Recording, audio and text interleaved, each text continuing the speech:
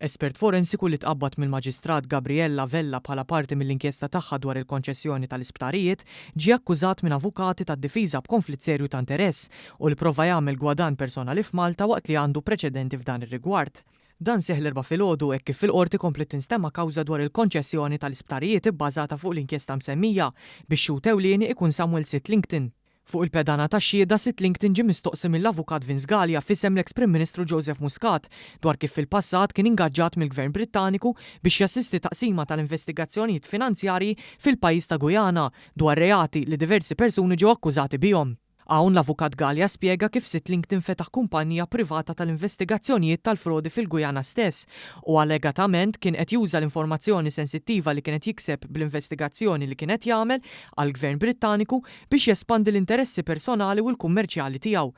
Qal li dan wassal biex il-Gvern Brittaniku jieqaf jaħdem ma' Sittlington. Quddiem diversi rapporti fil-midja internazzjonali u anke fuq il-profil personali tiegħu ta' LinkedIn fejn juri li ingaġġat mill-Gvern Brittaniku, Sittlington stqarr li hu ma kienx jaħdem mal-Gvern Brittaniku u li qatt ma tkeċċa imma kellu l-kuntratt irtirat. Fl-istess seduta l-avukat Galja staqsa wkoll ix-xhud dwar jekk waqt li kien qiegħed jagħmel xogħol fl-inkjesta lokali biex jassisti lill-Maġistrat Vella offrix li jbih is-servizz ta' konsulenza tiegħu lill-Korp tal-Pulizija Malti. Offerta li skont l-avukat Galja kienet tqarreb il-1,000,000 €. Sittlington ikkonferma li ltaqa' mal-eks assistent kummissarju Alexandra Mamo fejn talbitu jippreżenta l-proposti tiegħu, iżda ma ftakarx kemm kienet tiswa l-offerta. L-avukat Stefano Filletti li min-naħa tiegħu kien qed jirrappreżenta lill-eks segretarju permanenti fil-Ministeru għall-Finanzi, Alfred Camilleri, wera email bejn il-Kummissarju u Sittlington fejn tkellmu dwar ftehim ta' konsulenza bl-avukat Galja wera wkoll dokumenti li juru l-offerta ta' Sittlington. Ix-xhud anke ġie mistoqsijek għax tkellem ma' politiċi ġejjin mill-Oppożizzjoni u membri mill-NGO Repubblika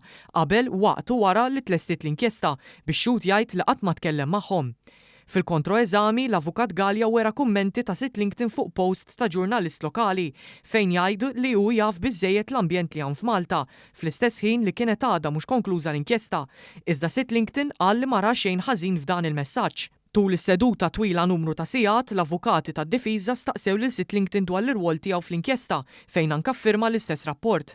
U jġeb li kien responsabbli biex jiġbor l-informazzjoni u jorganizza tfittxijiet li saru, iżda ma kienx l-awtur tal-inkjesta. Mistoqsi jekk jerfax responsabbiltà għal dan ir-rapport, Sittlington wieġeb li hu ma jerfa' l-ebda responsabbiltà. Sa dan it-tant qabel bdiet is-seduta diversi avukati li qed jirrappreżentaw lil diversi akkużati resqu żewġ ittri quddiem il-Prim Awla tal-Qorti Ċivili kontra l-istess Espert. L-avukati fissru l-aġir ta' Sittlington bħala konflitt ċar ta' interess bil-għan ewlieni li jagħmel profitt qawwi mingħajr ebda rispett lejn il-konfidenzjalità tal-informazzjoni miġbura fl-istess inkjesta.